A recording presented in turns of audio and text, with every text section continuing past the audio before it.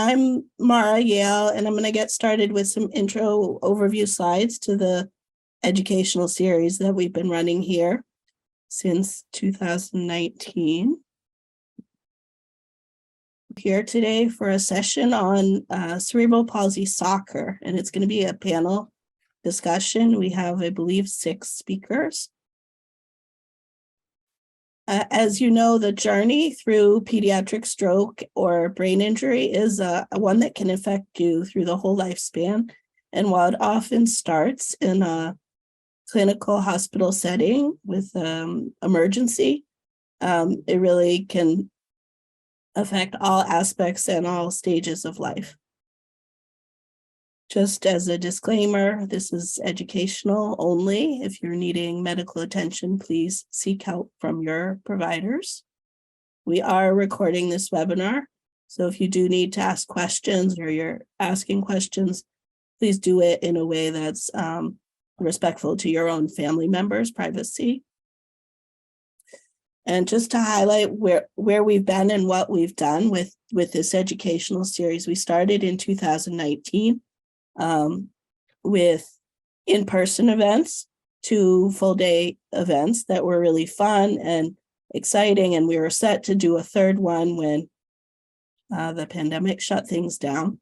So we pivoted and we've gone virtual the last 3 years. So we're in our 3rd season of virtual events, and we've built quite a library of YouTube topics. The very first one was on adaptive sports and activities and included Eli Wolf, who's a former U.S. men's national team Paralympian in soccer. And so we're coming back to CP soccer today with the focus only on CP soccer. I'll drop these links into the chat so that you can follow us in different ways. And just to let you know, we've got events coming up this spring. So I hope to see you at our 3 additional virtual events and then on the Boston waterfront again for Play to Thrive. And at this point, I'm going to stop share and hand it off to to Shea. All right.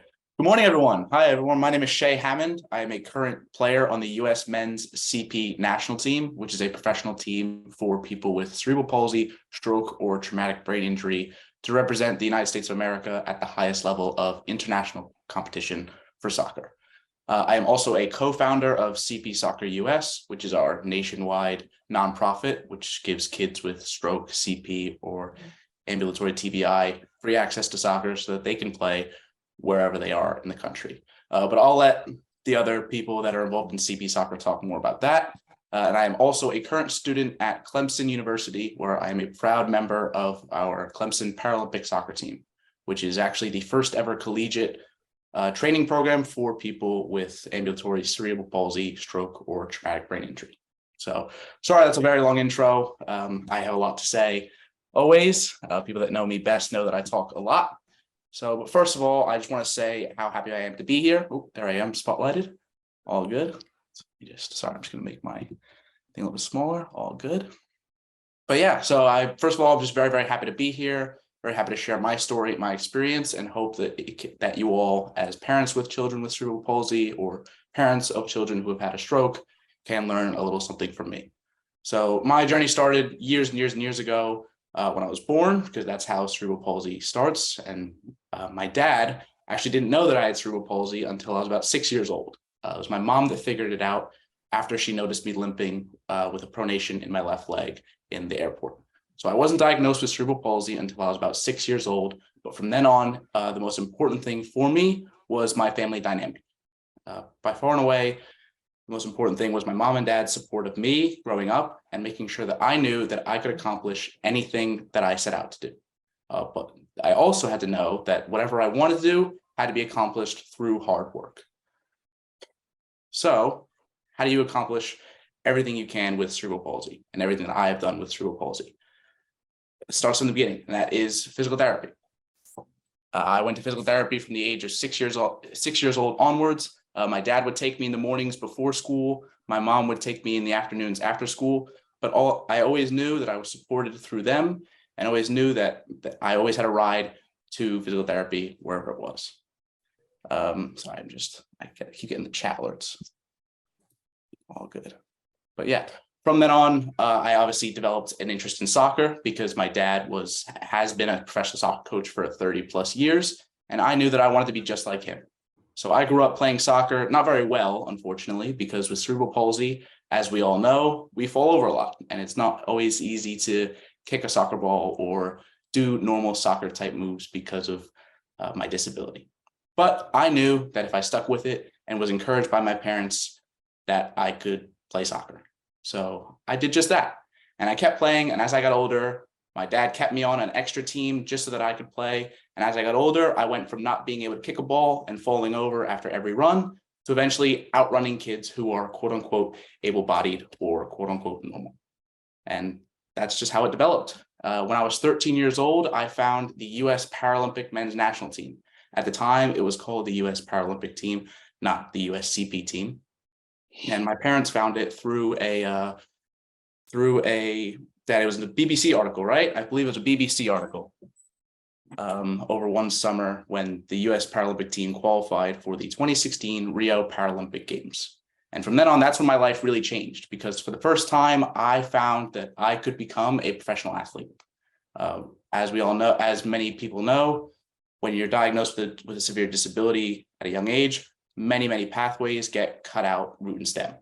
But this was the first time when I truly had that belief of, wow, I could do something really special with my life. I could go be something way larger than I ever thought possible. So after my first camp, I found a new drive and a new determination other than just wanting to be like every other kid.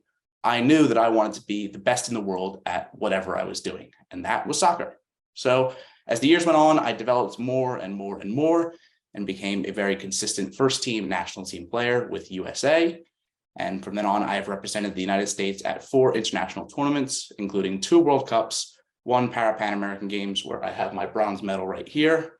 We're going back in November, so hopefully that'll be a gold come November, and 1 Copa Americas Championships. It's been a great journey so far with USA, and I've loved every second of it. And now currently I am just training at Clemson University, where again, like I said, I am able to train every week hard to make sure I can make and represent the United States with pride. In my free time, I am still a current coach of CP soccer and help to develop the program as best I can. But like I said, I'm going to leave a lot of the CP soccer talk to the other people on the panel because there's plenty more to say there. I'm open to any questions about how I dealt with my cerebral palsy or stroke growing up, any questions about my story or moving forward. Obviously, I gave a very quick version. I have plenty more to say on that. But like I said, I'm open to any questions and anything whatsoever. Thanks, Jay. Hi, everyone. My name is Leah Glaser, and I am a current sophomore at Fordham University studying economics and marketing. And I also am a member of the U.S. Women's CP national team. I have a very different story. I was diagnosed with CP when I was about 12 months, a year.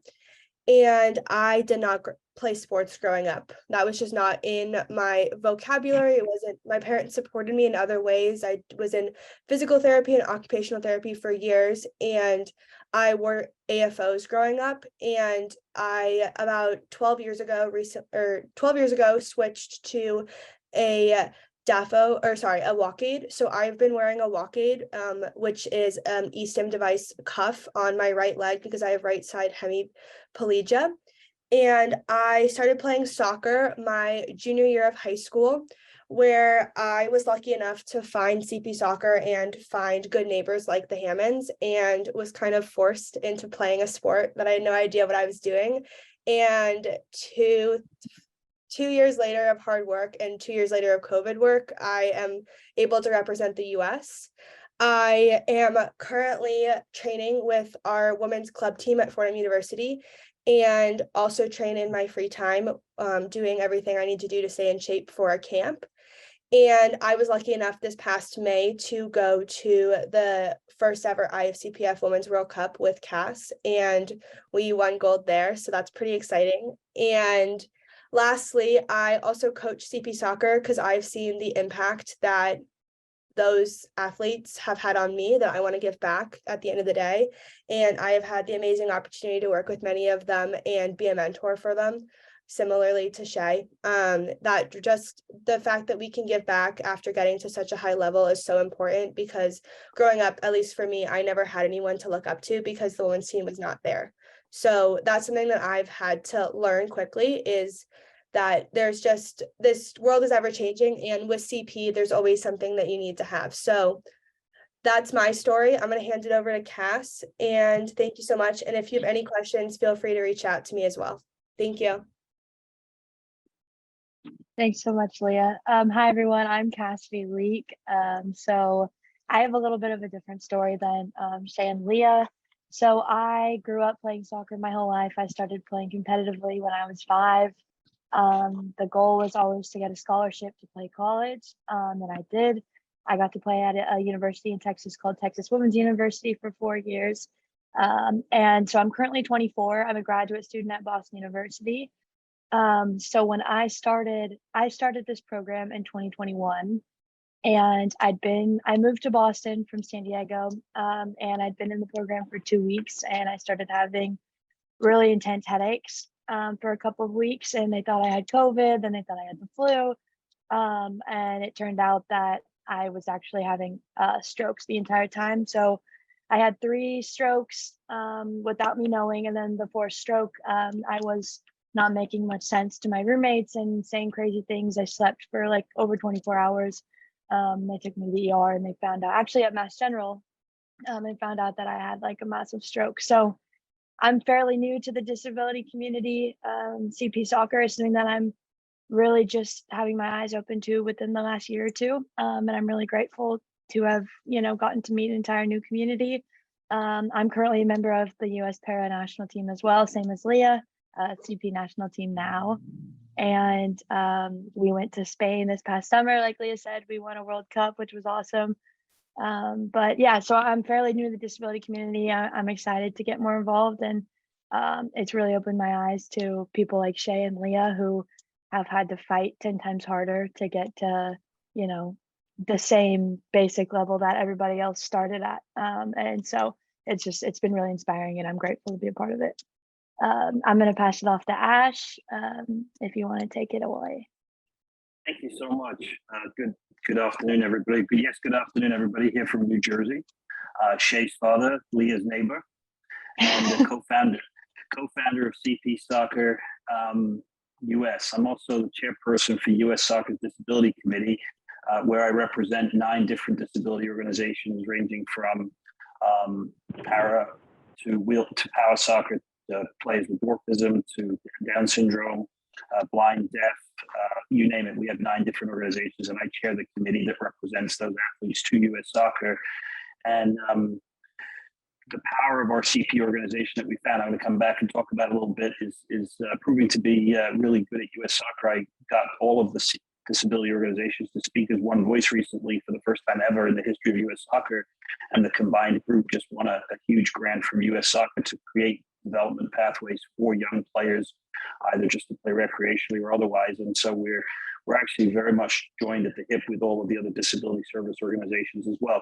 And the reason that's important is because there are kids who are not necessarily a part of CP soccer, but still have had a stroke or have some version of what we're talking about here, which is stroke, TBI, or traumatic brain injury. So that's the fun I get into.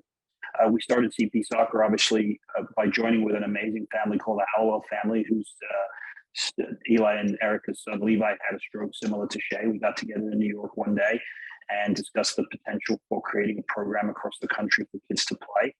And the rest is history. Since that day, myself, Eli, Shea, Levi, and we've been working hard at this. And we were so very fortunate to run into Jacqueline Chen, who's going to speak later, because she's a pillar of our organization too. And I see a number of our other regional directors on the call, Carl down in Maryland. There's some really important people that have stepped up around the country to run the program. But the basic premise is that CP Soccer gives opportunities for kids with stroke, TBI, or traumatic brain injury an opportunity to play on a weekly basis, free of charge. The idea is for us not to, we offer our programs at no charge. We find funding, we get funding. Jacqueline has worked tremendously hard at ensuring our financial stability as an organization. We all obviously volunteer, that's what we do. And as best we can, every event we do, we try to offset costs. There are a few things we do as an organization, such as our camps and such as our travel around the world to play that require fees, and we ask people to pay if they can. If they can't, we find ways to fund them. But certainly our week-to-week training around the country, we subsidize that either from New York or the individual organizations around the country find ways to subsidize their program. And moving forward in my work with U.S. Soccer, our goal is to help all of our satellites combine with other disability organizations to offset costs if they can, and to try to get more of the groups working together, because there are many similar kids involved and many opportunities. There are plenty of kids that can play with each other of different disabilities. In fact, Europe leads the way with pan disability. The term pan disability is not very common. There are many teams emerging with pan disability. In fact, we're taking many of the adults, younger adults, and some of our senior players over to England in March, and they will end up playing a pan disability team, as well as with us just being a CP team, and they will be a pan disability team, which will have kids with varying disabilities. So it's a very exciting time for us at CP Soccer as we combine and work with other organizations and we grow across the country. It's been a tremendous journey. One of the parts of the journey for myself and Shea that he didn't mention that I always like to bring up, and I appreciate Mara in the first part of the meeting saying this is not offered as medical advice, and what I'm about to say is absolutely not offered as medical advice. But I think it's important to know that what my wife and I did with Shea, once we established that he had CP, we basically looked at each other and we made a pact that we would never pick him up. And we told him, because at 6 years of age, he was very cognizant of his situation, or as cognizant as a 6-year-old could be. And we said, don't ever expect us to pick you up. You pick yourself up every time and don't ask. And from the age of 6 to never, I have never picked him up once. And when he's been laying on the ground with a torn MCL and various disabilities, I've stood over him and I've never, ever reached out a hand to pick him up. I told him that if he needed to get up, he needed to find a way to do it himself. And it's not because I don't love him. It's not because I don't care for him, but I believe it's what made him as strong as he is as a young man who's capable of finding his way around the world and doing what he does. And I know, would attest to the fact that he appreciates that we did that. And again, it's no lack of love. It's no lack of desire to help him. I created an entire club to make sure he had a team to play on. That's what we do as parents. And I appreciate very much you joining us. I hope you get to step up. One of my roles, and I know Jacqueline will talk about this, is to assure you, if you are on this call to discuss the potential to run one of our organizations, we offer tremendous support, financial and otherwise. We offer the ability to start a program anywhere at our cost. We will offset the cost from Central to make sure you can get started. We hope that regional satellites are able to, at some point, fund themselves through donations and fundraising. But we don't let finances be an obstacle for you to start a program. Time is important, but honestly, the joy that I get, I run our CP New Jersey. My life is made on a Sunday when I get to hang out with my CP guys from New Jersey, New York on a Sunday afternoon, and it's one of the best times we ever had. So thank you very much. We hope that you enjoy the rest of the presentation.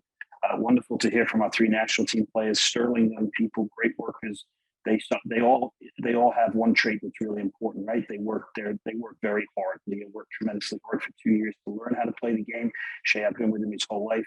And Cassidy, obviously, she's turned right a little bit, but her right turn in life turns out she still works her tail off. So we appreciate it. And I've watched her play, and she's a magnificent player.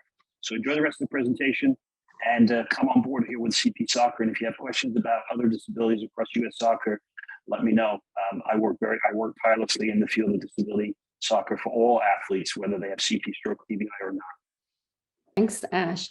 Since everyone started with a personal story, I'm going to share a little bit of mine. I'm not dressed as a player. I don't do any soccer at all, but I'm totally inspired by everyone who's just spoken. My name is Jacqueline. I'm currently the executive director for CP Soccer across the US. I'm also a founder of the NYC chapter. So currently we have 13 teams across the country. I'll talk a little bit about that. But my motivation in starting the team is because I have a son, just like Ashley, who has cerebral palsy, and he's 15. In fact, we moved from China to New York 5 years ago. And I was lucky enough to be connected with Ashley and Eli on my second week of arriving in the US. And I have to say it was life-changing. And within 3 weeks, we were able to meet Shea and my son. I think Shea, yes, that heart, thank you. He's doing this to you too. So within the first 3 weeks, we were able to meet Shea on the pitch, and I think his life was just changed from there. He was so giddy after that session. There was so much to learn from Shea. We were welcomed into this community where kids could be themselves. They could play with other kids who are on the same level playing field. And for myself personally, coming from a parent's perspective, I was able to connect with other parents who were going through the same things or about to go or have gone through the same things. So I was able to just get into arriving into New York, being very new to the city, and being able to get all of these resources from different parents, and talking to all of the different players as well. So I think one of the things that CP Soccer has brought not only to the players is this massive community for the parents, not only in their own geography, but across the country as well. So in terms of what do I do for the organization, as director of the organization, I really carry out the mission of the organization. So the mission is to create a league of CP soccer across the country. We've done, I think in the 5 years, we've done a fairly good job. We now have 13 programs across the country, and almost all of these programs are run by families who are affected by CP in some sort of way, or they might be run by communities, members of the communities who have passion for adaptive sports. I think two of the big programs that are very successful are the programs that were started at the very beginning, the program in Mid-Atlantic and also in Houston. They were started by families who actually joined in the first summer camp that Ash and Eli ran, and they came back after the camp. The children had an excellent experience, and they wanted to bring that same experience back to their community. And I have to say, I have to name drop here Carl Kurtz, who has been absolutely fantastic in creating the program down in Mid-Atlantic, done a lot of fundraising, and coming back every year to join in the camps as well. So typically all of our programs will have kids who are mixed aged. The program is available for kids who have cerebral palsy, are affected by a stroke or traumatic brain injury, and who are ambulatory. So kids who can run and walk and be able to sort of run and walk independently. We do sometimes take on kids who are in walkers or are in crutches, and a lot of these kids may be twins or siblings of the other kids who are already in the program. So we'll take them on as well, and that way everybody can be part of the community. So like I said, most of the teams are founded by members of communities with passions for CP or for adaptive sports. In terms of adaptive sports in Virginia and in Cincinnati, we have programs who are run there, but particularly by families who are affected by cerebral palsy. But say in Virginia, our program is run by an organization called Sportable, which provides a lot of adaptive programming for people with disabilities. And also in Cincinnati, it's run by a program called Bridge Adaptive. And they also run adaptive programming for people with disabilities as well. So we found that by partnering with these different organizations, we've been able to recruit on a more straightforward level, and being able to sort of open this program and be able to communicate what we bring to the community as well. One of the programs that I want to highlight is in Arizona, and that's actually run by a gentleman called Alex, and he's actually not connected with CP at all, but he was very open in creating a program in New York with me. But then because he moved over to Arizona, he's been very successful in connecting with the local resources there, and then also partnering with Arizona Soccer Association. I'm just going to share quickly, the map of where we're at, so we get an idea of where we are right now. So we have these 13 programs, and we've got 2 more actually on the line coming up for the rest of the year. And in terms of how we start the programming, we provide seed money, we provide the infrastructure, and we provide a lot of local connections across the country as well. So over in the past 5 years, we've made a number of connections with CP organizations across the country. And in 2 years ago, we were awarded a grant to complete a digital outreach exercise, and we collected data on where people are looking for such programs, and also took contacts of people who wanted to help as well. So that gave us data and connections for programs in those areas. So whenever there are people contacting us for potential new teams, we'll have an idea of whether that geography will work, or whether it has needs, or whether there's a momentum for it over there. So, and we might already have families out there who want to be part of the program and are not part of that program. So we'll be able to make those connections as soon as they talk to us. And sometimes we do find that geographies are not ready to have a program, or they might be connected closer to another program. And then we might suggest for those families to travel to that program instead. So a case in point would be, we do have families who want to start a program, say in Long Island in New York, but because we already have a program in New York, we ask those families to come and join us and sort of increase that momentum as well. So for instance, in terms of funding and how do you get involved with us, we do provide seed funding for the new teams, and we help with these connections locally, and we provide the infrastructure such as registration, insurance, and communications, and all of that. And then after that, we encourage all teams to fundraise locally, and that helps sustain the program financially, helps raise awareness for the program locally, and helps with the general organization as well. So one case I want to highlight is that our Mid-Atlantic team in particular has a lot of success in fundraising. So I know recently they had a Super Bowl block pool, which raised thousands of dollars. And then they also had a FIFA World Cup watch party between, I think, the USA and England game. And they also raised the thousands.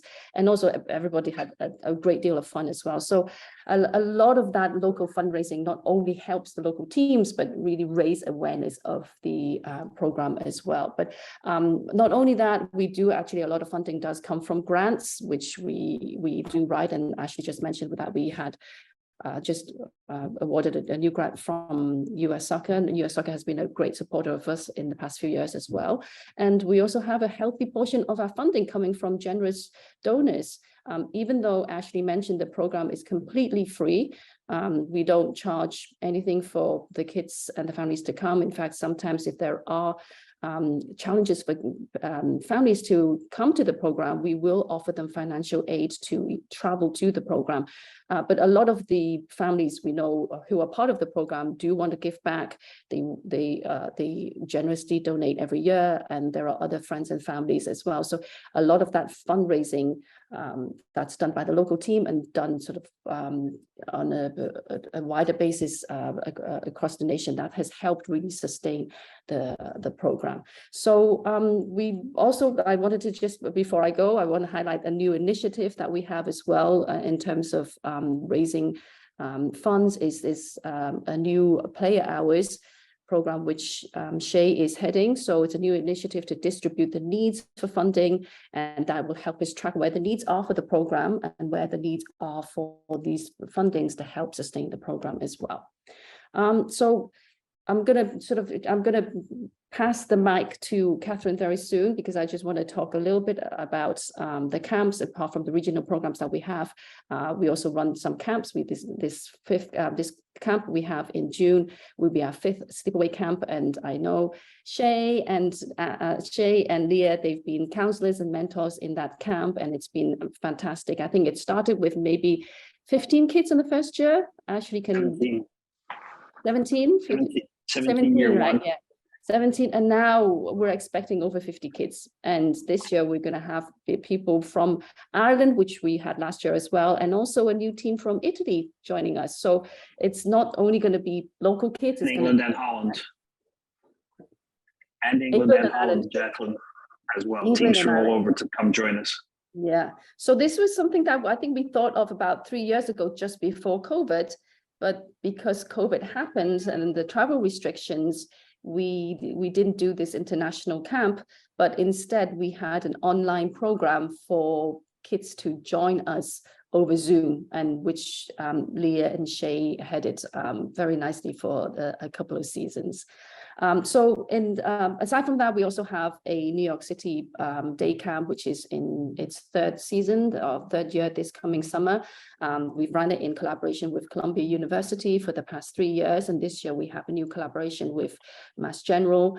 And I'm going to pass this on to Dr. Catherine, who is actually one of CP Soccer's advisors, and she has been collaborating with us for the past few years in this project. So I'm going to let her speak a little bit about that, and then we can talk a little bit about our motivations for that project as well.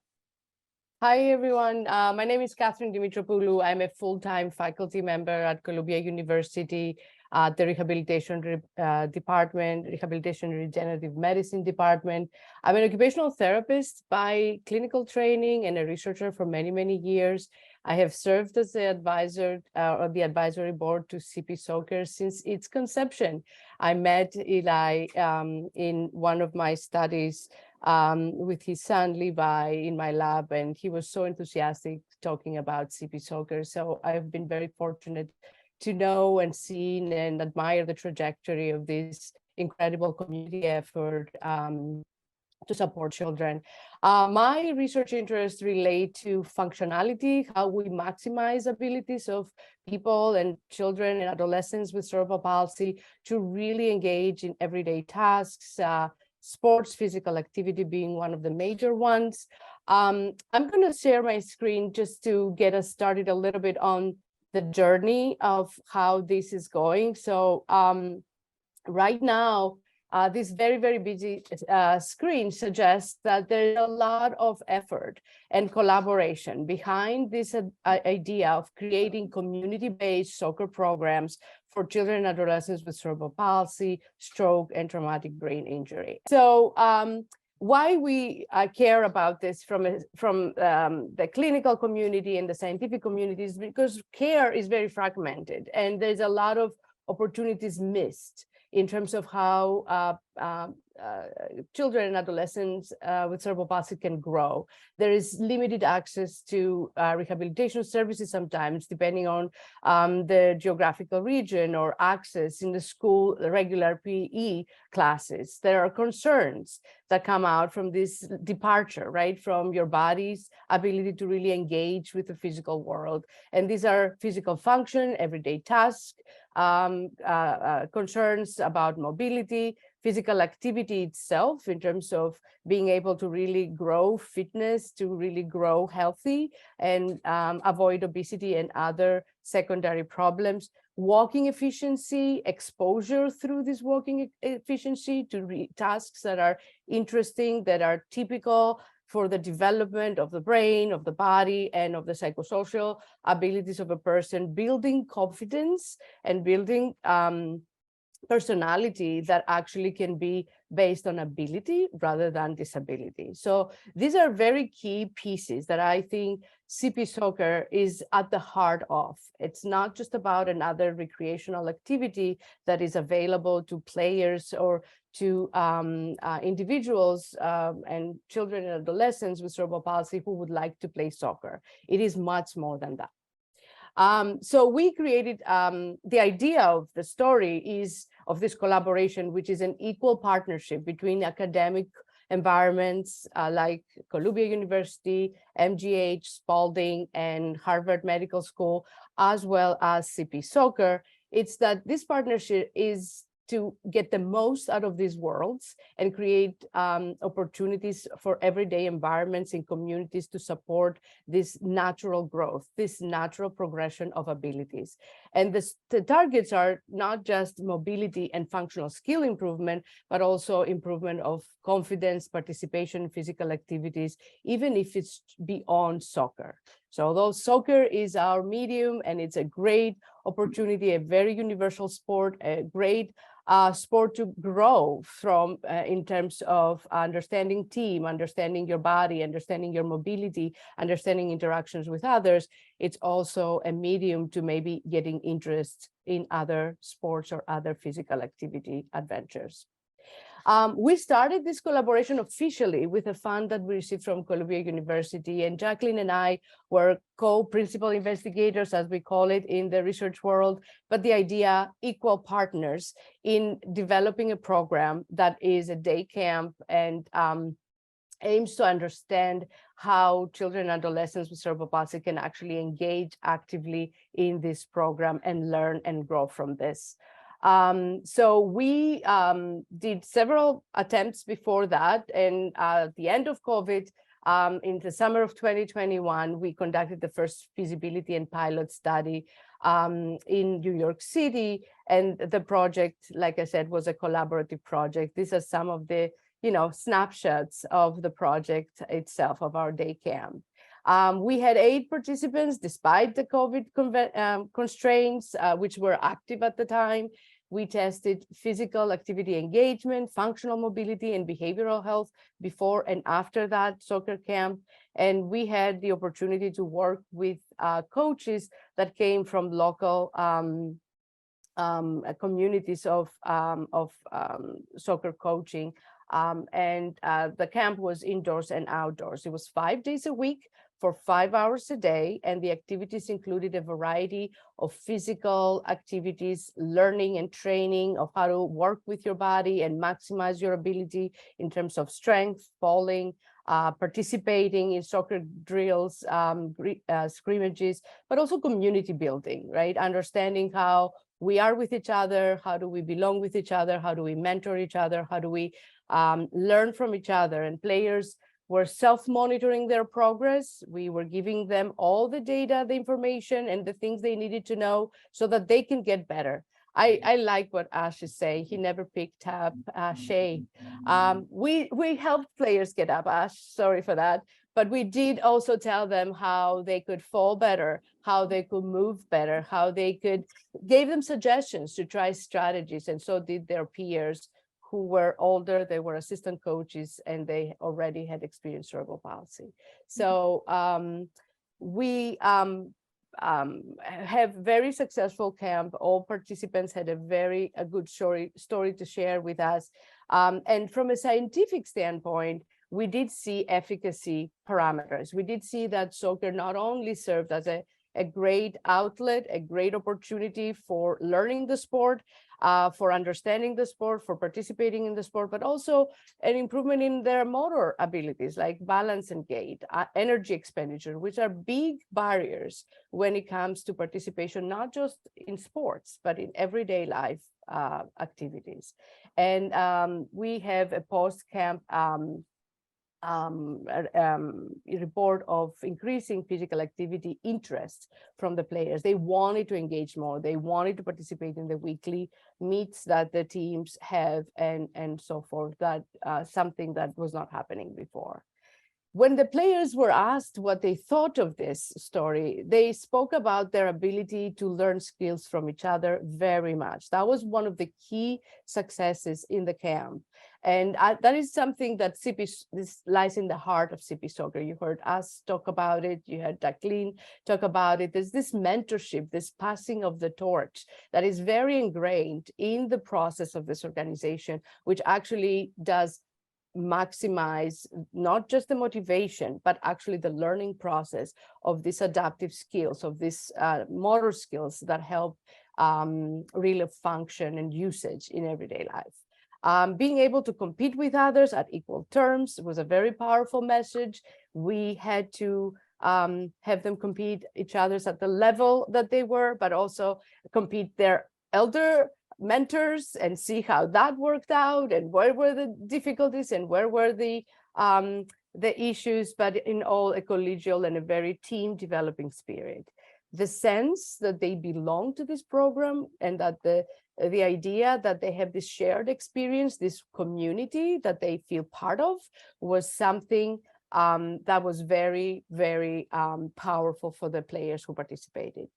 But I do have to say that although we are very excited and these preliminary stories do speak to both scientific evidence that there is a real benefit when it comes to not just the psychosocial or behavioral health of the players, but also, and not only of them being able or given the opportunity to learn from coaches who actually do know and work with the sport systematically, they also have the ability to really learn and move on with their functional skills. But there is always a caution, and maybe it's just my researcher's mind, but I know that CP Soccer leadership shares this, that it may not be for everyone, and that's okay. And it may not be that the competitive aspect of the sport, may be the drive that brings someone into the sport or into the CP Soccer community or into these activities, but it could be a start for something that could later on be developed even further.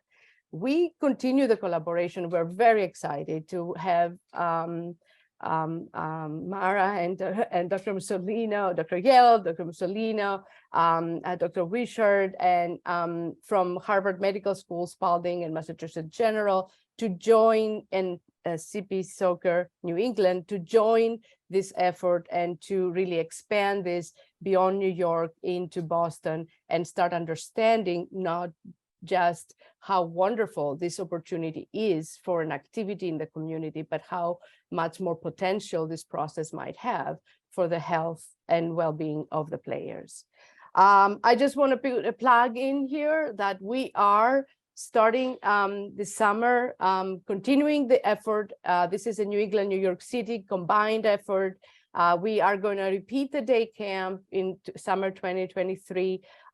We are planning to have the camp on July 17 to the 21st.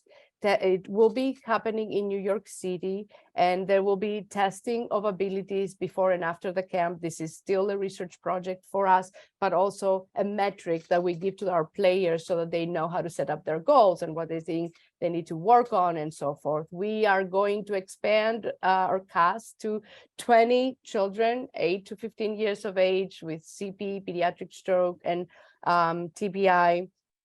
And I'm available to any questions families or leaders in this call might have.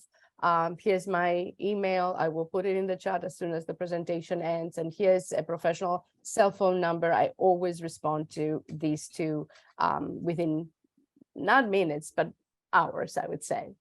Why do we care to really do research on top of everything that is wonderful and it's already been done by CP Soccer? Because we do think that at least from this collaboration, or the CP Soccer and other organizations like CP Soccer can help us understand long-term health care and ability and participation in life. So it is about maintaining beyond the sport the person's abilities, physical health, mental health, functionality, and participation in the community. We are hoping that with these tests and this programming that we do on the side of the actual activities and weekly meets of CP Soccer, that we're going to prove some feasibility, and we're going to have manualized information for players and for coaches who engage in these activities and entertain more than one interest. So yes, we've heard from our athletes in the call. Competitive sports is an amazing opportunity that someone without this, local chances may not be exposed to, may not even know, may not even have the chance to grow. But we also care about someone who doesn't want to be an athlete, who doesn't want to be a champion, but does want to live a healthy lifestyle. So what's the structure? What's the skills? How can they use these sports and other physical activities to get better? We hope for sustainability of these programs. This is an enormous effort. I've seen it very closely from the parents that are in this call, from Ash, from Jacqueline, from Mara, from Eli, that every day, day in, day out, above and beyond effort of volunteerism, but there is room for sustainability beyond volunteerism. So we would like to explore with this evidence some of these possibilities for funding. And hopefully at some point we actually get policy makers to understand that disability is not about therapy. Disability is not about creating what is missing from the person, but maybe is even more so that we talk about individuals with a certain level of abilities that they can maximize. So I hope that that change of mentality and culture will start from these initiatives and will be supported as we go. Thank you so very much. This is our actual team for the camp that we had last time.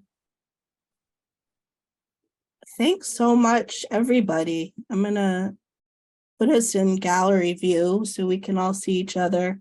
We have one question. I'm gonna invite everyone to add questions. And while you're thinking of your questions, I actually just want to share my connection to all of this. You've heard my name mentioned a few different ways. And that's because I'm now involved in more ways than I could have imagined. In 2019, I was at a CHASA retreat and Bonnie Thompson wanted to talk to me because she and her daughter Olivia had just been to the first CP soccer camp at Clemson University. And she wanted to help start a team in New England, but her daughter was aging out. And so she said, well, your kid is young, let's start it together. So we started just before the pandemic here on a very small scale, I think 5 kids, 8 kids. And then my own child, who's now 13, wasn't old enough for camp yet, but aged into camp and has gone now the past 2 summers to the sleepaway camp in Fort Anne, New York, near Lake George. And I would say it's been a transformative experience with Ash as a coach, Shea and Leah as counselors. And some of the most transformative experiences are related to the social emotional aspect of being at sleepaway camp with other kids sharing the similar experience and the environment that they foster at the sleepaway camp. Through some of the other work that I do advocating for families with pediatric stroke, I met Jacqueline this past September at the conference for the American Academy of Cerebral Palsy and Developmental Medicine, and she introduced me to Catherine, and I connected them to the team at Mass General Hospital so that the research that started with the focus on New York City children is now expanding to include a regional focus on New York and Boston. So I could not have anticipated all of that. And my kid looks up to Leah, especially as their favorite athlete, which, Leah was very touched when I told her that. So I'm going to invite Giselle to come on and ask her question.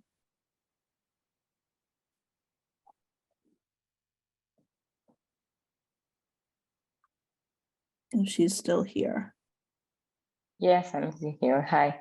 I'm not an English native speaker, so sorry about my English. But it's basically, I will read it because it's easier for me to read it than to share. Can you read the question over there? Yeah, I can read the question. It's easy. No worries. Thank you I for the question. have a dental procedure medication, so sorry about that. All good. So I'm just going to read the question real quick first. So the question was, how was the emotional process of a child of noticing the difference playing soccer? What advice would you give to parents regarding emotional accompaniment? So that's a really, really good question, and one that I'm going to tie in back to what my dad said earlier. So one thing that my dad mentioned earlier was the no pickup rule, about how no matter what happened, my parents would not pick me up if I fell down. That was very, very important to my development as a player, but also as a person, because typically as parents, I'm not going to speak as a parent, but I'm definitely going to speak as a child of a parent with cerebral palsy. Your first instinct is to rush to your child when they fall, when they are hurt, when they scrape their knee, because it happens way more frequently than able-bodied children. So it's very, very difficult for parents. And I know my dad will back me up on this and say, he sees me on the floor writhing in pain, but he knows it's in my best interest to let me get up myself. I mean, I can literally pinpoint the time when I tore my meniscus in my knee and he's telling me to get up and I'm saying, no, it's my knee this time. It's not because of my CP. So it was a little bit of a different situation there. But in terms of just noticing my difference as a player and a person, it was difficult. It was very hard because I had a lot of friends growing up who were extremely athletically gifted, both in my own age group, but also older siblings. Because I know when we're younger, we look up to older siblings of other our friends or my own older siblings. And it was definitely difficult when I could not do what everyone else did. But one thing that my parents did really well for me was they set achievable goals. And that was something that was so important for me to be able to see, because whether or not it was something that was, sorry, let me rephrase that. So the goals could have been something as small as, all right, practice this week. All right, go to every single practice. All right, physical therapy this week, every single physical therapy. And eventually the goals got a little bit bigger. So one thing that they gave me was I had to wear this brace AFO. This is my second brace. I had another one just like it when I was younger. I can't find the other one, unfortunately. It's somewhere in my house. But one of the goals that they said to me was, listen, once you are able to bring your foot up to 90 degrees, my left foot up to 90 degrees, you don't have to wear your brace to school anymore. That was a goal that they set out for me. And I knew that if I went to physical therapy every day, if I wore my brace religiously at night and during the day, that I wouldn't have to wear that just, I hate the brace. No kid with CP likes the brace. And I knew that if I worked hard, then I wouldn't have to wear the brace. So they set accomplishable goals just like that, that really helped me shoot for the next target. So once I didn't have to wear the brace to school, it was, okay, now I don't have to wear the brace to sleep. Okay, what's next? Okay, now then as I got older, those are the goals they set for me as a young child. It then gave me the wherewithal to set goals myself. So when I got older and I got to about 13 years old and I discovered the national team, I had the goal of, okay, now I want to make the national team. Okay, I've made the next national team camp. Okay, now I want to make the next tournament. Okay, now I want to make the starting squad. Okay, now I want to score my first goal. And just recently, I've still carried this mentality of, all right, what's my next goal? What's my next goal? What's my next target? Just recently, I was in Australia about 2 weeks ago, playing in some international games for the United States against Australia. And one of my goals since I was a young child was, I want to score a goal with my left foot one day. I've played soccer for 20 years and I've never scored a goal with my left foot. And for those of you who don't know, that's my CP foot. That's the foot that is most impaired. And I'm now 20 years old. And in the second game against Australia, we played 3 games. I scored my first ever goal in a competitive match with my left foot. And it was just, I was overcome with emotion. During the game, I'm not allowed to cry, obviously, but unless it's a World Cup final. But after the game, I'm sitting on the bus and I'm just thinking, wow, 6-year-old me, 7-year-old me, 8-year-old me couldn't kick a ball 2 yards with my left foot. And now I am here and I've just scored a goal in Australia, a foreign country, halfway across the world with my left foot for the first ever time in a competitive game. So when it comes to my advice to parents on how to give emotional accompaniment, it's very important to let children have their own independence and set it themselves, but just set them on the right path. So set those goals, give them things that they can accomplish. So say they struggle with walking, because for me, my level of disability is very different in comparison to other children. So set those achievable goals of what can they do? What's the next thing that they can do? Okay, they've done this. What's the next thing they can strive for? What's the next thing they can strive for? What's the next thing they can strive for? Because eventually they'll pick up on it. And then once they get the taste of success, they'll want nothing more than to keep going. So that would probably be my answer to that question. Can I just add one Thank you very much. Okay. Here's Amelia with me. I've worn a leg. I just want to say, I know that Shay's transitioned out of leg brace wearing, but I've been wearing a leg brace. I don't know if he wears a leg brace, but I've worn one for 21 years in some capacity. And while it's great that you might not need to get to a place where you don't need to wear one, it is totally okay to wear one. I think that I had an instance yesterday where it was 65 degrees outside in New York City. And for the longest time, I've been wearing sweatpants and jeans and I felt normal, so to speak. And then one of my friends asked me if I was okay because they saw a device on my leg and they were worried for me. And with CP, there'll be those instances, but it's just going to be one of those things that you live with and you learn to cope with, but that's okay. That's the one thing I want to say. And I'm not taking away from anything that Shea said. He said it beautifully, but that's just something that everyone with CP has a different scenario. So for anyone on the call that might have that scenario with their child, that's just something that I want to point out as well. Leah and Cassidy, can you pick up the theme of goal setting in each of your contexts? Because it was very different. Like I remember Leah was joining these Zoom training sessions during the pandemic. And the next thing I know, she's competing at the high level. I'm sure that surprised you as much as everyone else. When did you pick that as a goal, and what were some of the intermediate goals? Well, for me, I think that the first thing started just trying to stay active, right? The pandemic really hindered what I was able to do, and I just wanted to stay active. And then my next goal was to play for my high school senior year season. I had a really supportive group of girls on my team and coaches, and just overall environment that I was able to pursue that. And then that stopped, and I wanted to first deal with all of the college stuff, but then I set my mind on, okay, I was starting to get advice and people were telling me that things were starting to actually happen with this women's team. Our team didn't actually start to get up and running until January of last year. And we first all met for the first time. We first met in January of 2022 in Florida, where we had our first ever camp. And that was when, before that though, I think for me, it was that I could really see myself getting there. There was never a time in my life where I had this goal, which was, I want to do this and I'm going to stick with it. I'm going to see this.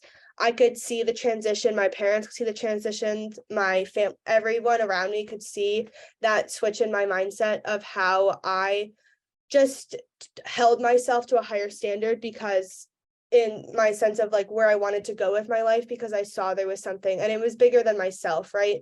I mean, Shea and I both work with the kids at CP Soccer, and that's some of our favorite moments in our lives when it comes to soccer because of that. And to grow up and not have a role model, that was also one of my goals, was I want to be a role model in some form for younger kids with CP. And I think now my biggest goal is just to continue training my little butt off so I can continue to be called into camps and see where we go with the future as we find out more information about our next tournaments. Cass, do you want to take it?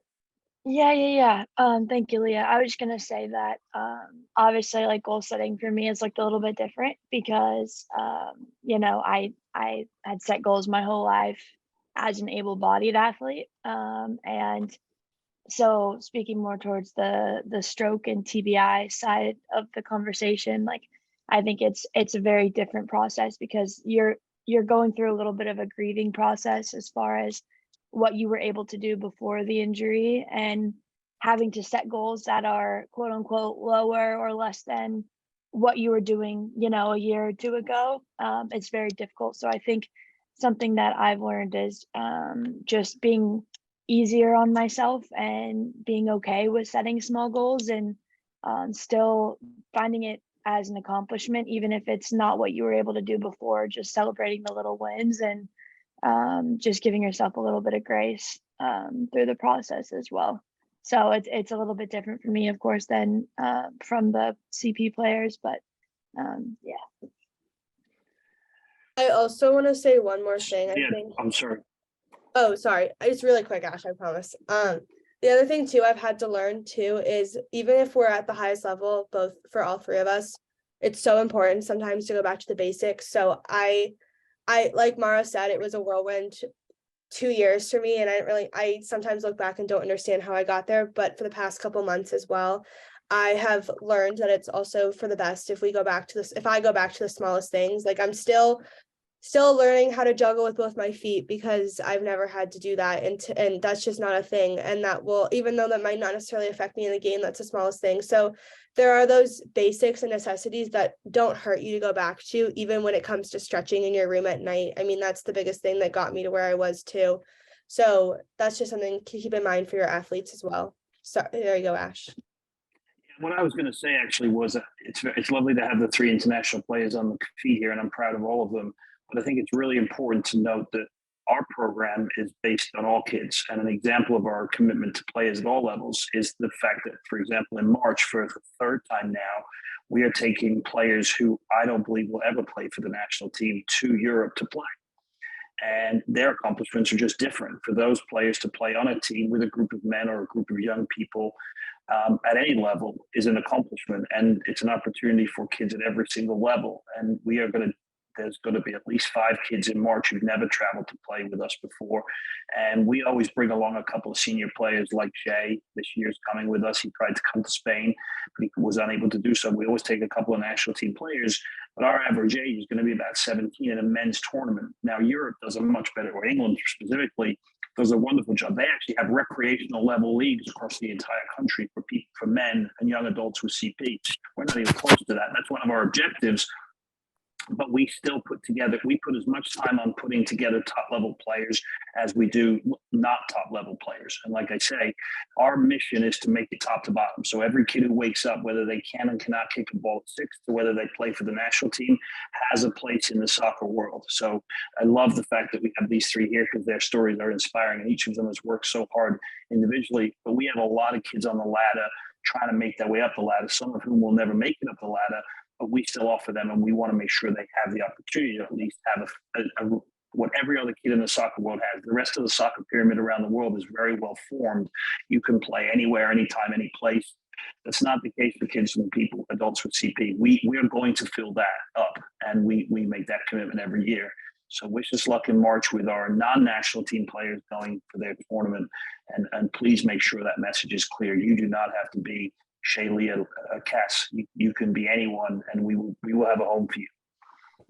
I just want to add on to that as well. That's part, we mentioned about the mission of CP Soccer, and that's to create the league and having a path to get to play to at a higher level. But the real vision is to keep soccer and team sports in the life of these kids who will eventually become adults. And by keeping soccer into their lives, it doesn't necessarily mean they have to play for in the professional level. They could come back and become mentors, or they can come back and contribute back to the program by doing other things. For instance, Leah, she ran our social media for a whole 18 months. So, those are other things that you can do. And part of our project with Dr. Catherine, we had another adult player who helped us with analyzing the data as well. So there are many other opportunities for these families to be involved, not only at the highest level, but all the way through from the bottom as well. And another thing coming from a sort of a parent's perspective is that we have a community for you. And I can't even count how many times a parent has come to us and said, if I didn't find your program, I would never have met another parent or family with, affected by CP. So many of our parents come to us and say, I've never met another child with CP, or I've never spoken to another parent with CP. So these are the sort of the community aspects that the program brings to the rest of the CP community. I want to invite the question about how to form a team. So there's Marie is asking about Charlotte, North Carolina. So if she were to start a team there, Ash, go ahead. Hi, Maria. I actually just texted in the chat as well that you can start off by emailing myself and Jacqueline, and Shea wrote in the chat also that he's in South Carolina, obviously in Clemson. I'm not sure of your proximity to that. Obviously, that would be a place. We have a number of people in North Carolina who are, Ryan Willard is a young lad who's destined for greatness on the national team level. Their family's desperate to get it started as well.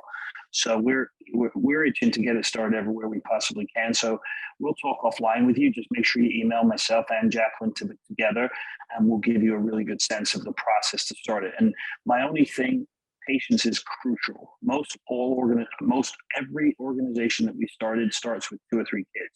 And for the first year, even, you might have 2 or 3 kids, and you might think, well, this is not real. This is not a program. It is a program, because almost all of them blossom into 10, 12, 15 kids down the road.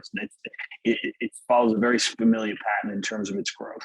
My hope is with the $200,000 I got from US Soccer that we're going to change that. We're going to do some national advertising. We're going to really do some things. We're going to increase that. But patience is crucial. One is a program for us. Two is fantastic. It doesn't matter how many, it will grow. There are people in your community with CP that you don't know about, and as word gets out, you'll find them. So emails and we'll get started. Perfect, thank you. And I'll reiterate the patience aspect. So we started the New England team in 2019, and it was, I would say, 4 or 5 kids in the 5 sessions we had in late 2019, early 2020. And then we paused it for 2.5 years, and we restarted this past fall. And I was so excited when 3 weeks in a row we had 8 kids there, and they weren't the same 8 kids. So then I knew we had momentum, and we're going into this spring, and we're connected to the local Major League Soccer team. So there are opportunities to go to a New England Revolution game with this community of local families that are interested in CP soccer. And they're going to run a clinic for us, and they've run some of our sessions. So there's a lot of ways that you can start to build community around a team. I saw a question from Jordan. Do you want to ask it, Jordan? Hi guys, it's Jordan. I'm here in Boston. I have a 2nd grader who has right hemiplegia from a stroke in utero. Can you guys hear me? In the publication. Okay, great.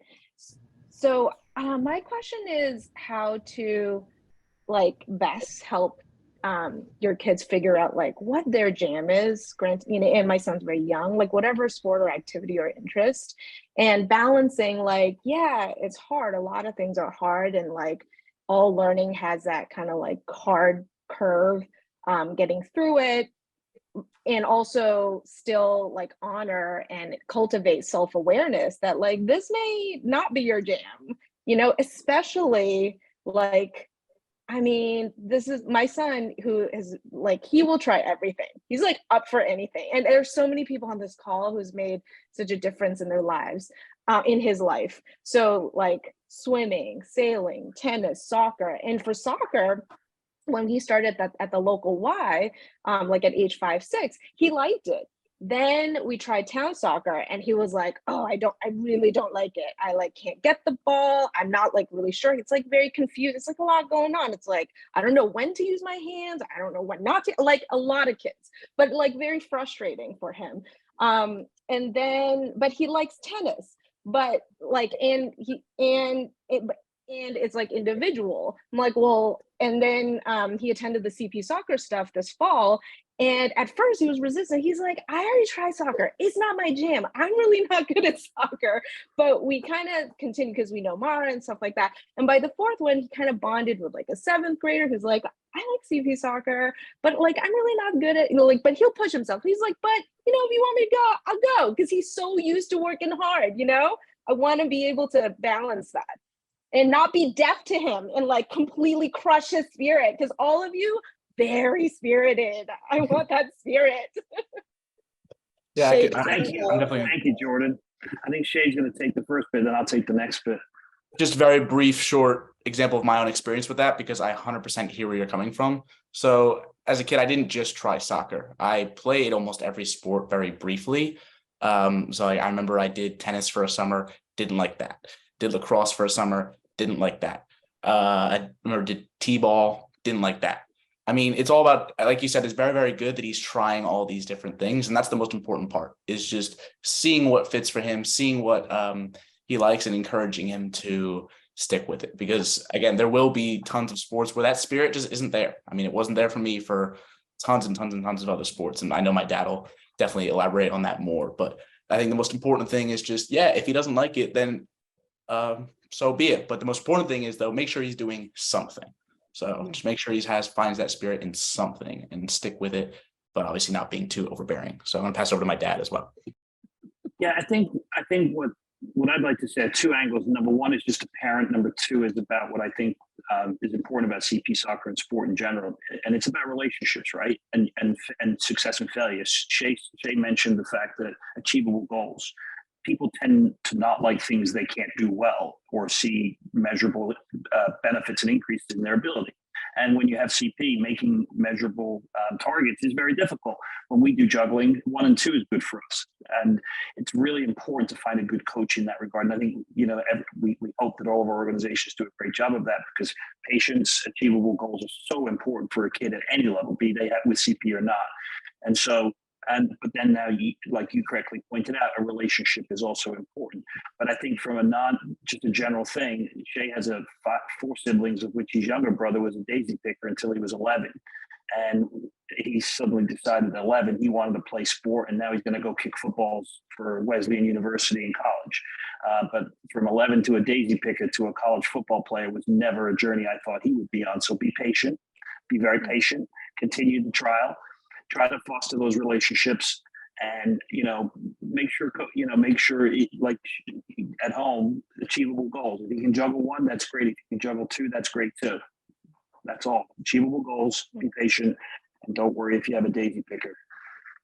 I also think one thing Catherine's mentioned as well, which is that it cannot be for everyone as well. I mean, we hate to see someone not come to CP soccer, but we understand. I mean, I can think of a family who their daughter, they joined CP soccer over Zoom, and it was a great way for them to meet people. And after a while, she learned to come out of her comfort zone, and she decided one day that it necessarily wasn't the thing that she wanted to do, but she found another sport through that. And now she does another form of adaptive sports. So CP soccer can also be a great way to just find new things. So if that's something that, there's also that.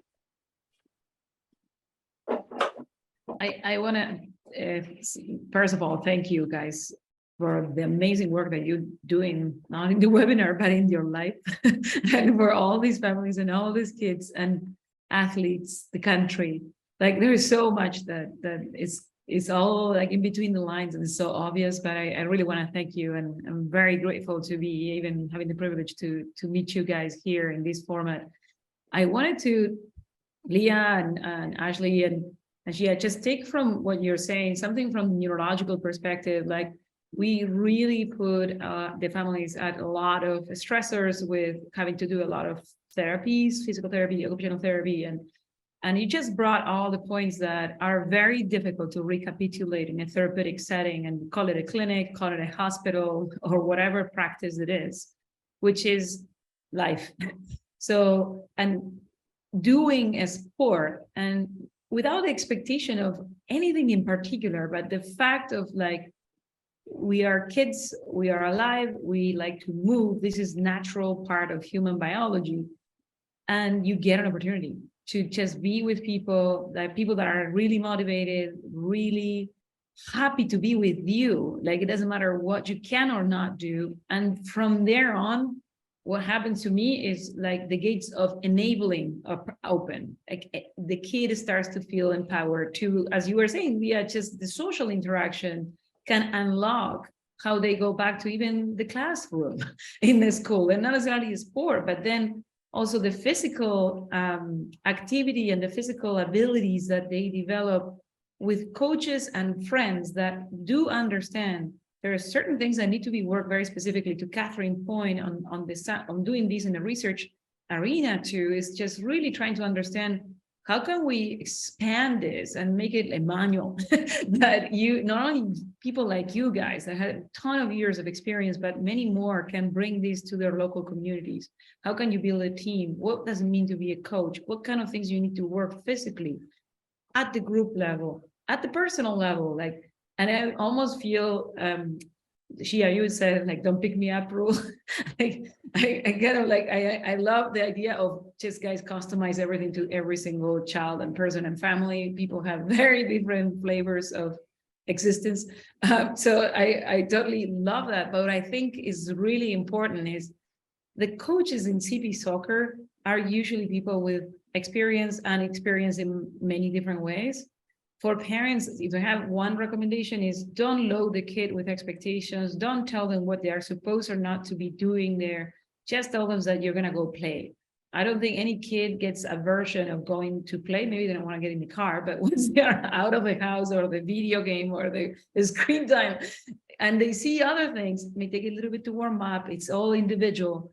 But if you just can back off a little bit, and I'm saying it as a parent, and I'm telling this to myself, because in sports, and it happens when you go to a sports team, you see these kind of like, almost like the parents are in their own agenda. So back off, let the coaches and their friends do the work. That's my recommendation when you go to any of these activities, even if they're not adaptive. But also just, guys, make sure that you really, whenever you communicate, talk about that you're empowering not to a sport or just a physical ability. This is changing how the brain connects, how the brain thinks, how the brain cognizes emotions and the body. So it's not just physical, but the benefits of being outside, engaged with people, doing something that is fun, and just learning something new, even relating to the other kids. You cannot underestimate that. And it's been studied. So, and we continue to study it to make sure that we can guide other people that are not so experienced like you guys. So both thank you, and please mark the value of what you guys are doing, not just on the sports and the next sport, but in development of the human. I just want to carry right on that, Patty. And I actually didn't really introduce my son. He's not going to be the next Shea. And he's not on this call, but he knows, and he's absolutely fine with that. He wants to be the next Shea because of of who he is as a person, someone who contributes back to his community, a great guy who really, loves to build relationships with who he cares about, not necessarily because Shea had went to Australia and he scored a goal with his left foot, which he definitely would admire you for. But he just loves Shea and Leah and everyone else in that community because of who, what they've done with themselves in how, not only for their achievements, just for being good people. So, I wanted to just bring back to that perspective of how CP soccer is not just for the professionals, it's for everyone. It really is for everyone at every single level, and for them to be a part of a community that really will welcome them back into it. And then going back to, I just want to share some of these anecdotes and as to why CB Soccer is involved with this research project as well, because we listen to so many parents and they come back to us and they say things like, oh, my kid, after coming back to going to CB Soccer, they really want to start sports in other sports, or their concentration in their schoolwork has improved, they're eating a little bit better, they really want to do more exercises. So these are all sort of anecdotal evidence, but it doesn't mean that these kids want to play at the professional level, but these are things that impact their everyday lives. So so some of that is the motivations behind of what we're doing, and we really want to understand. We really want to understand what's motivating these kids, what will help us as a program to further motivate these kids as well. So I'm very happy that we're part of this project. Jacqueline, I also wanted to say something as well. So aside from, and I really picked up on what Patty just said about physical therapy and things like that. We were very lucky in our family. Meg did 95% of the physical therapy work with the kids, with Shea taking him to and from. And she had two things going for her. Number one, she was patient. And number two, she was adamant that the PT would have fun with our son, make sure that PT was not work. And they had fun. We were very lucky. We had great PT, and to my wife's credit, that enabled Shea to get through what for all of you with kids with CP is going to be a lifetime journey of physical therapy. There's no getting away from that. So if you don't embrace that moment, if you make that work, if that's not fun, if that is seen to be hard work by your kid, it will be hard work, and it will not be fun, and it will not serve the benefit that it needs to serve. So that would be my number one advice to people about physical therapy. I was lucky my wife was the best. Shea was not always easy, truthfully. He knows that. But she labored at it and never gave up on that and was insistent that he did it. And thank goodness they did. So that's the one thing. And the other thing that we've done to follow up on that is we've modified much of our curriculum to ensure that we incorporate what PTs do in our stretching. Where a normal soccer player might do certain numbers of stretches, we do some of those, but everything we do is related to what you would normally do in PT. And so our kids are able to go back and go, oh, I do this in soccer. Oh yeah, we do this in PT. Well, guess what? There's a message there. It's important. And not only is it important, but it's fun. So we want to make sure that that's my message to you is, as a parent, make sure it's not work, because thank goodness my wife put that time and effort and that energy into it, and make sure that you know, you have fun with it, because if you don't, it's not fun. Yeah. That if I just wanna expand with what Ash is saying, that soccer has these drills and these opportunities, right, to work with the entire body in such a productive way for movement, for maximizing your ability, that if it's designed right, like what we do in CP Soccer, in the research projects of the CP Soccer, if it's designed well, it actually is changing how kids are moving. It's changing because the kids are engaged, they become their own drivers of this change, and then they have their mentors to emphasize the little tricks and the changes that they need to happen in terms of their body positions and so forth. So it is not technical, it is not just emotional, it also has real benefits. One of the things, as a parent too, I like to ask my son when he tries different things. Now he's a basketball player, but he used to try a lot of things. Is how did you feel? How did it feel afterwards? How is it going? Who did you meet? What happened there? So it's not about going to soccer or going to tennis but what is this experience giving to you, right? What is the agency piece, right? What is the goal? What if you went back to it, what would you go for? What would you want to have in that story? So this goal setting that Shea talked about, Ash talked about, this idea of setting up your own personal achievements and making this part of the person's life, not what everybody else is saying that it's good for them. Don't make it work. That's when it's not work, when it's personal, when it's really a self-achieving process. It really helps. It doesn't matter the sport. I mean, soccer is a good start, I guess, but it doesn't matter the sport. I love what you mentioned, Catherine, about it feeling like work, but something that I also want to include, just going off of that a little bit, is, you know, when you get involved in a sport, especially at a competitive level or even just at a recreational level, sports aren't going to feel good every day. You know, like your son's not going to wake up every day and think, oh my gosh, it sounds fun to go run around in the freezing cold or whatever that might be. So I think that making it okay to talk about, you know, like you might not feel like going today, but that doesn't mean that you shouldn't, or that doesn't mean that you don't like soccer anymore, you don't like tennis anymore, or whatever sport it is, because you're not going to feel like going every day. So that's one thing. The second thing, Patty mentioned a little bit about the relationships that you get through sports. And just looking back at my athletic career, when I think of all the big, huge moments, very little of them have anything to do with the sport I was playing. I love soccer, like I'll always love soccer, probably to a fault. But when I think of the best memories, even at the World Cup, the number one memory I think about is after the game, the celebration I had with my teammates and just all sitting around and laughing and just having a good time together.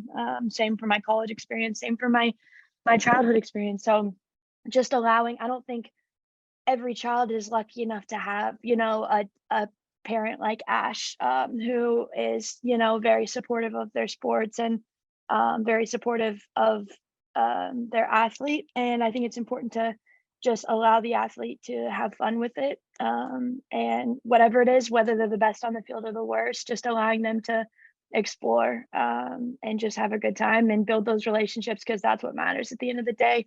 No one's going to play soccer for their whole life or tennis for their whole life, but they will remember the relationships they have. So that's just something I wanted to mention. Yeah, Cass, I think one of the things that, and I appreciate you saying that, Shea did a TEDx talk down at Clemson last year, and I did not know what the TEDx talk was going to be. He didn't tell us. And when we got down there, what was amazing about it was that it was about being on a team. And it was all about just being on the team. And I think it blew me away. It was wonderful. And I strongly suggest if you have an opportunity to backtrack and find it, I'm sure he'd happily help you find it. But it was all about him just being on a team. And whether you're one person in Idaho or two people in North Carolina, you're on our team. And your kid gets to go to school the next day wearing a CP soccer shirt, and he's on a team where everyone else is talking about what they did that weekend. We have a team for you. So, and that to me, what Shea spoke about in his TEDx talk was one of the most powerful messages I've received is kids just want to be on a team. They just want to be on a team. Well, guess what? We have one. I love that. So Thank on you, that- Ash. I'll look into it. On that note, Ashley and everyone, again, we want to thank you for your time, for the work that you do all the time, every day. This is also a team trying to help families across the world. We have a lot of people following, not from the US, so we want to be very mindful. One of the beautiful things about soccer, it just needs a piece of flat surface or not so flat and a ball. So it is really applicable to all kinds of walks, ages, and people and resources. And we are trying to form a team of people that can then adapt and also teach us what is working. How do you get it to work? How do you guys build this? So for everybody, thank you so much. All the resources that you guys are building and you refer to in this talk will be also in the video, but the links will be also put together in our web pages. Feel free to use this recording also in your media if you need it. And if you hear of anyone that will like to share how they're doing things in a different environment, different language, please let us know. Connect with us. We are trying to grow the expertise by talking to the experts, which is you. So please share it and let's continue to build the team. A pleasure to see everybody, and see you on the next time, or see you in the soccer field. Bye, guys. Thank you, everyone. Thank you so much. Thank you all. Thank you. Bye.